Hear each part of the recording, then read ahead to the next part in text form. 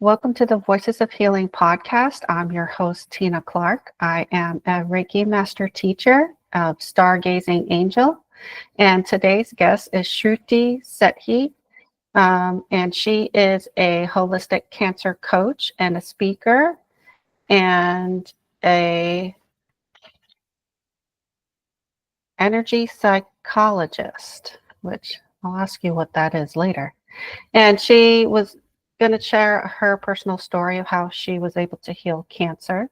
But first, I would like to hear more about you, Shruti, and your background, and then we can get into your story. Thank you, Tina. Yeah, so my story starts, I would say, I,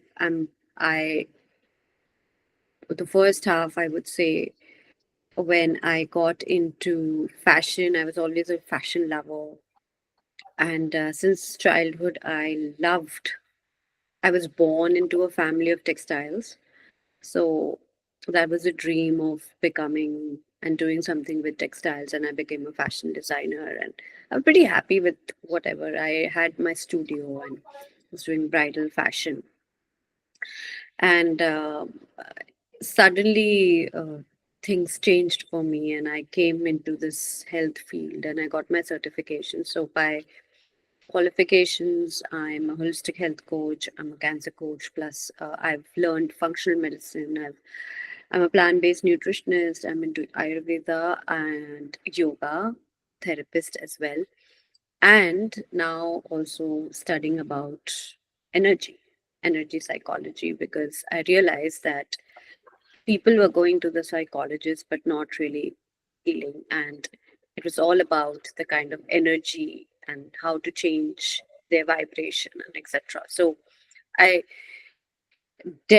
I deep dived into it, and now also personally, I take people's counseling in terms of if they are facing any challenges or blockages in life, how to change their energy and how to live up to their highest potential. That's my qualification.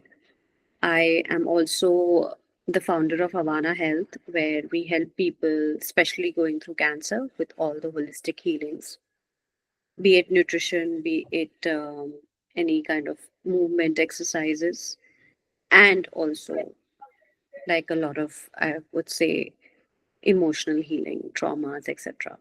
So it's like a 360-degree approach, not only cancer, but we do help people with other chronic issues because in my belief system, I think we know that any diseases which happens, they start from your metaphysical state of mind and then they transfer into your physical state. So what's the real reason and what's the root cause? And we try and correlate it with everything and present the client with a complete personalized approach, and that's how we become as a partner to them. I consider myself as a partner to their health, to their healing. We'll be there at any given course of time and try and just make them completely understand what's going beneath those diseases.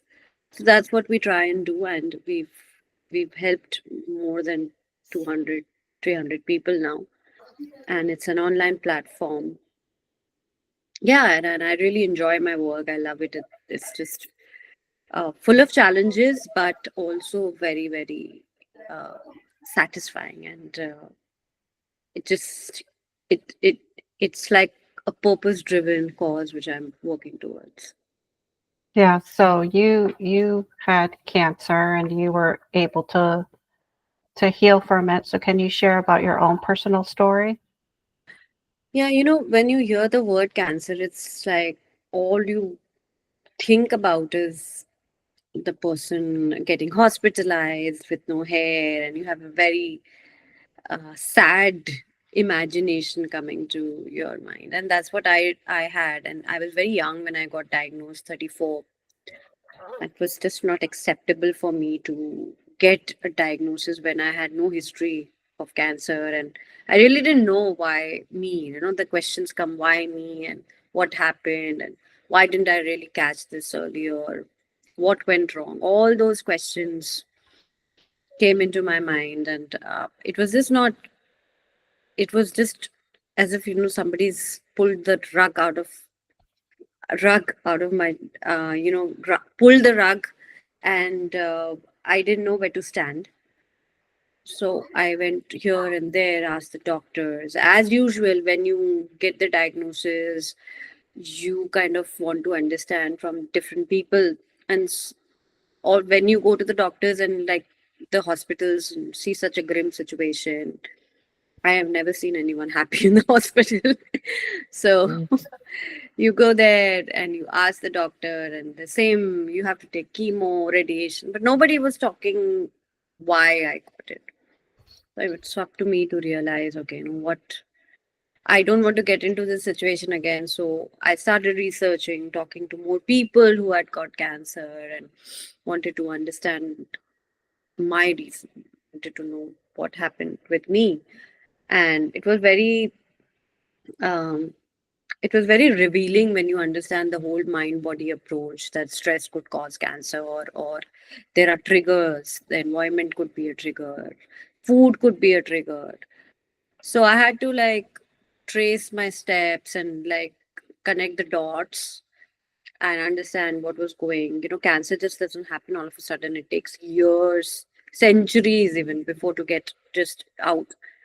So yes, your body does give you symptoms. The body does talk, and you have to catch them. And if you catch them early, you can do something about it. So for me, it was like, okay, yeah, I had hormonal imbalances. I had severe acne. I had asthma. I had running nose. My immune system was not that strong. I had stress, and my body was giving me symptoms a year before I got diagnosed. I thought that there are normal symptoms. You go to the doctor, they give you a medicine, and that's it. They send you home.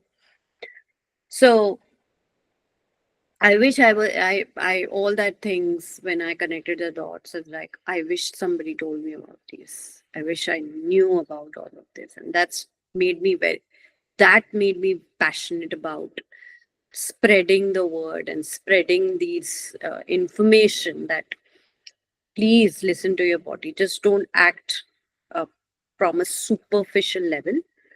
When you go to the doctor, ask proper questions. And if you're not getting well, and if you're just taking the pill and not addressing what's beneath that, what's the root cause, then you're mistaken.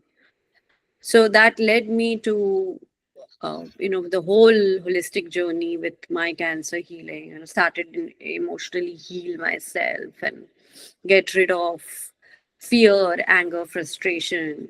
So I was also going through a divorce, and I was very, very angry. I was frustrated. I was also very sad. I was depressed. So working towards it, and then also nutritionally, I became a plant based, completely whole plant based, and that made a huge difference.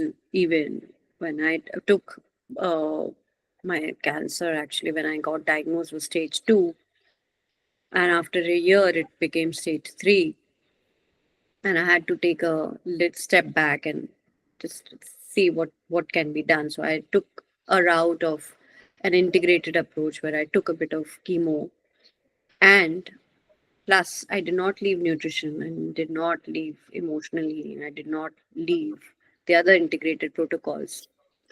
So I took in a very middle path, and I started to heal very very fast, very quickly. And this 4 chemos, when I did the PET scan, the cancer was gone, and it was quite fascinating to know that the recovery can be so quickly and so fast.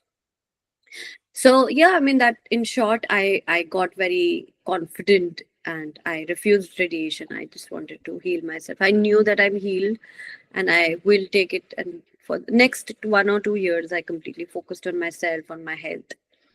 And since then, I'm actually living a cancer-free life. So yeah, it's been 8 years. And this became a mission of my life to make people understand that there are other channels, there are other ways, there are integrative ways to heal from cancer, and one should really look upon it.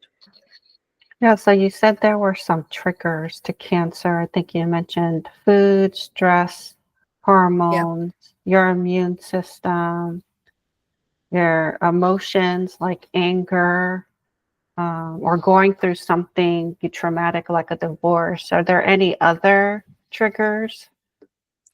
I think also your childhood patterns. Right. When I look behind, I lacked in self love. I did not have any boundaries, and I let people just completely, use me as if like if I had to define my relationship, uh, I put the other person's wishes before I had put my own, and that led me to have a very low self respect. And when I had to analyze everything, I said, "Oh my God, these are this my choices are very different in terms of anything, and you don't realize while you're going through because you have so much love for the other person, or you just want to be in their good in their good books, but you don't realize that you're harming yourself, and this is not what you are internally. So there's a lot of clash between the two states, and that happened with me. I was pretending to be someone I'm not. So I had to really break that glass and come out of it and really like know myself and know my speak up my truth. That's something which I started doing a lot. It's okay if it some people like it. Some people who understand will be quite okay with whatever you say, and they will. And the true friends, I lost a lot of friends during that time, and I thought they are really good friends. And when the time came, they all vanished, and people do leave, and I had to be okay with it. There are some people who will be with you for some time to teach you certain lessons, and you just have to let them go. So I had to like really surrender. That surrender feeling learned a lot during cancer, and it helped me. Like still helps me a lot. So I feel, cancer. If I have to tell you that cancer was a blessing in disguise, yes, because I'll never be the person I am if I have not gone through that, and I'm pretty grateful for whatever I've gone through and to become this person to help others. So, I feel whatever happens, there is a reason behind it. And if you really learn from those lessons and move on and treat those lessons as guidance, I think anybody can achieve anything, whether it is you're going through an illness or you want the greatest things of the world, anything can be achieved because your mind is super powerful. So you mentioned earlier that there's a metaphysical reason for illness. And can you explain more of what that means for perhaps people who don't know what a metaphysical Yes, so cause would be? there are uh, it could be explained now. Metaphysical has such a huge definition, but I would say we have physical and the metaphysical. We are actually coming from a source energy, all of us, be it God, whatever you can say.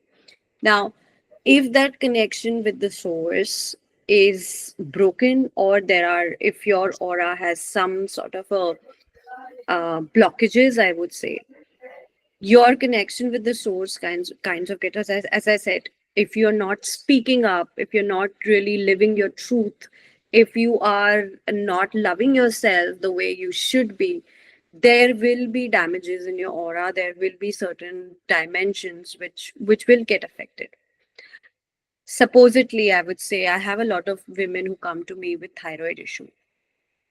Thyroid is placed here like out in your neck, and what we've seen is that women who are not speaking up or not really speaking their truth, or they're keeping the suppressed emotions because they want to make other people happy and not bring disharmony, but not realizing that they are harming themselves, they get thyroid issues because thyroid is related to here.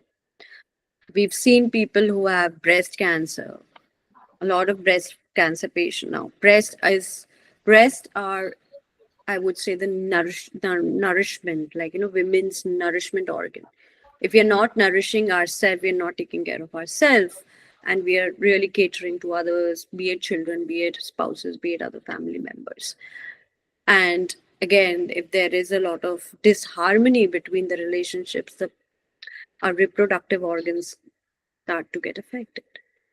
So there's so much correlation between organs and the other things. Even with men, prostate issues or men who have hormonal imbalances is because they're not living their truth. And we've also seen a lot of women who have putting on weight or just around their belly and their hips. It's kind of related to stress, because they're so stressed, either because of hormonal imbalances or something, a relationship, that they are not metabolizing. We don't digest things, we don't digest properly, because we're not digesting somebody's maybe arguments or something in we are not taking in, or we are not able to digest the facts that somebody's saying something to us.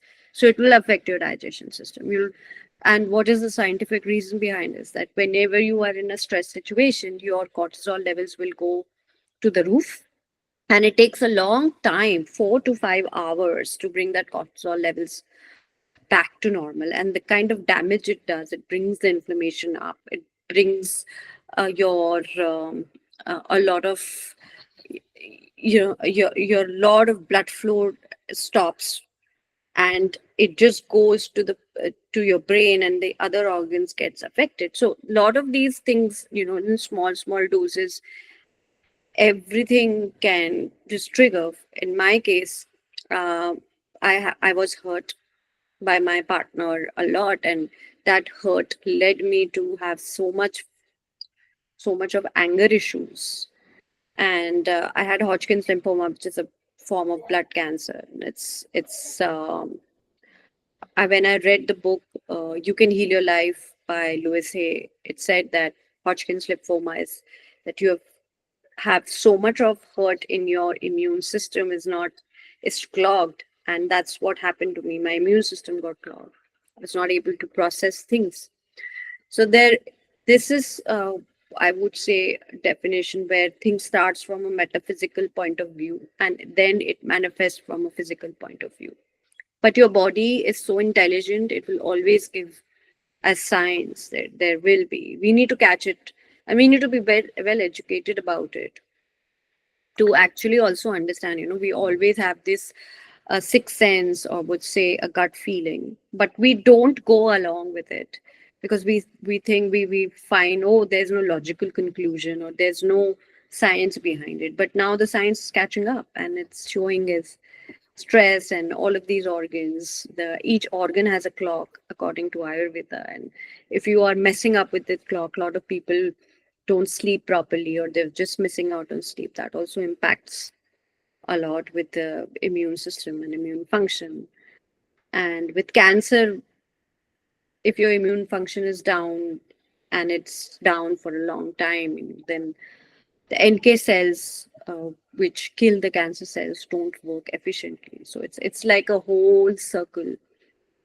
And I mean, the tumor which is found, it's found at the very end, but what's going behind that, it's like one small tumor has 100 million cancer cells. So imagine, uh, little small tiny pea size of the tumor has 100 million cancer cells. So it should have started much before. And the environment can be triggered if you're not eating the right food, and you're not taking proper, um, say, antioxidants, and the environment is a trigger, then it all adds up. It just fuels more to that fire. Yeah, so I know that you're familiar with the chakras of the body and what they represent. So they're for those of you listening that are not familiar, there's 7 main energy centers of the body, from the root chakra, from the bottom of your spine to your crown. And each chakra represents something in your life. And you use the thyroid as an example. The throat chakra would be located there. And that's speaking your truth, being your authentic self, asking for what you want, not being afraid to ask for what you want. And so I can tell when I have a Reiki client, where they're struggling according to where in the body they have pain, or something is off. You can already tell that I know what that chakra represents, and I know where that comes from. And a lot of people are not making that connection. Yes. They're not looking at the whole picture. You have to look at everything. You have to look at your mental health, your emotional health, your physical health, your spiritual health. Very And true. yeah, and that's what holistic healing is about, is looking at all those different parts, because some of them might contribute, all of them could contribute to illness, correct? Absolutely. And that's right. People either are living in a denial, or they don't have that capacity to understand. And it takes a lot of effort and work Mm-hmm. to take responsibility for your health. Either people will say, oh, I'm going to just accept what God has given and I'll be okay. Or people will be like, oh, there's no science behind it. It's just that people don't want to look from the bird's eye view. But that needs, and only people who has the capacity to look from that bigger perspective, I feel, can truly make a difference. And it's not everybody's not everybody's game, I feel. But the people who can do it, it will just be, they'll open new dimensions for themselves. Yeah, I think if you want to heal, you have to do the work. And I think the Yeah. reason why you healed is because you were looking at all of your stresses and triggers, and you worked on them for years.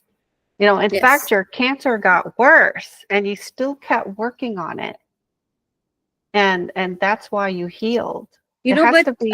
there's a very law. There's a difference. I did not, when I started working on myself, very, I did not look in an emotional point of view for that 1 year, because I Mhm. was angry, still angry, and I did not have that capacity, or I maybe I just didn't wanted to look there. I just did everything possible physical, but emotionally I did not look into it, because I was blaming everyone for my situation, not taking the responsibility. I actually went to a holistic homeopath doctor, and he told me to open up. And for an hour or two, I started talking to him, and all I was doing is crying and letting go and just clearing that space. And when I cleared that space, I let go of those guilts and all of things which I was keeping in my heart, that anger, frustration, fears. I let go of it. Then I think I was ready. And he told me a very beautiful thing I can never forget in my life is, now your actual healing journey starts. And I felt so good and light. And then I was able to, get that confidence and in that healing. So I think you need certain mentors, or you need someone to show, as he help people in Reiki and stuff. I think you really need good mentors, even for health, to give you that direction, give you that faith, and the resurrection that, okay, everything's going to be okay. Yeah, that's definitely a good point, that you need to reach out and get help. And sometimes when we're in it, we don't have a perspective that other people can help us with. and point Yes. out to us, when you're in the thick of it, it's very emotional to be diagnosed.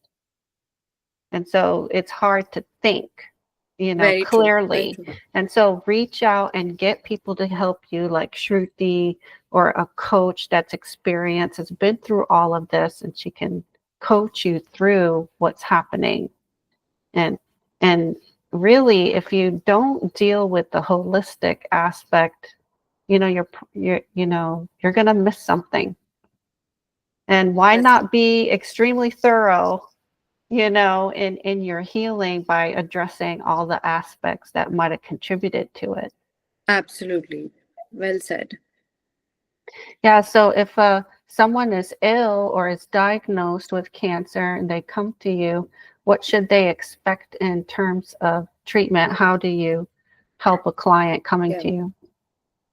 So I would love to sit down with them and understand what's going in your life. How are you doing emotionally? How did you get the diagnosis? How many people are there in your family? What's the support system like? I would understand your professional sort of journey, your relationship with your spouses, your children, and what do you really like doing, what you don't like doing, what has been there. I mean, what's going on in your life for the last 3 4 years, and then come to a, when they open up, when they find a little bit of, um, they open up a little bit, I have a small opening, then I might just ask them to give me a perspective, because there's a lot of fear going on. We don't, even if you don't want to show, there's always one fear of, oh, what will happen to me? Am I dying? Is this it?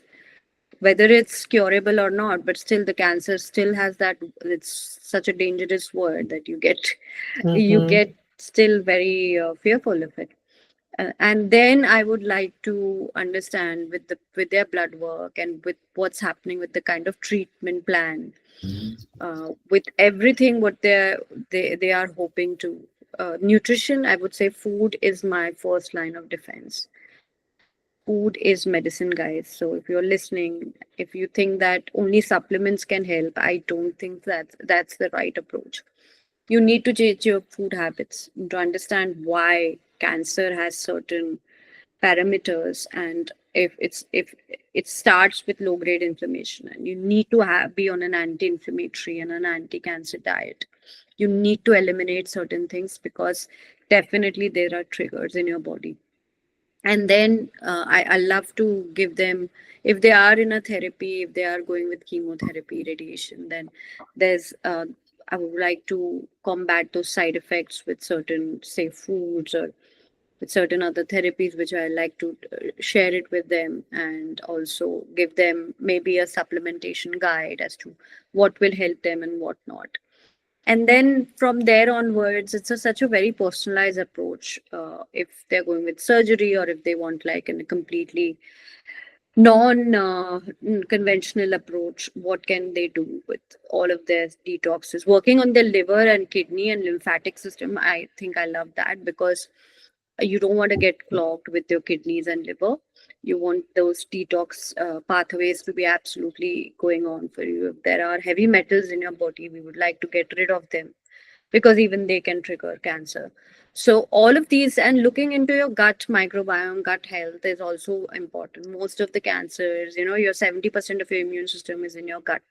So working on your immune system as well is very important to build that immunity back and to prevent cancer from coming again and again. I would say, people, if the doctors won't tell you this, but I am telling you that the 3 or 4 years after your cancer diagnosis are the most crucial and the most important years, because uh, after your therapy, you not only want to rebuild your immune system, you want to get rid of that cancer stem cells and the debris which is left in your gut, so flush out those. And that's the time, the real work, I would say, starts after the treatments. All right. Well, Shruti, I want to thank you for coming on the show and sharing your personal story and the information about healing holistically, which is what this podcast is about. Can you share with the audience how they can contact you and if you have any projects you're working on right now? Yeah. So I am available on Instagram, YouTube. You can my website is called Awaana Health, AWAANAHELTH.com. I'm in New York. I see people in person if anybody wants to contact me or online. Currently, I'm actually working on two projects. One is my cancer recipe book, and I'm also coming up with a yoga course, especially with for cancer patients. And I wanted to keep it online, and people can do it because sometimes I feel that you really need to work on the breathing and the meditation part, which is important. Visualization meditation. I'm working on it, and I hope that it will be out soon. Which meditation lowers your stress levels and cortisol levels as well. Yes. Yeah. So, well, thank you, Shruti. All of that information to contact her will be in the show notes. Okay. Great, Tina. Thank you so much. You're welcome.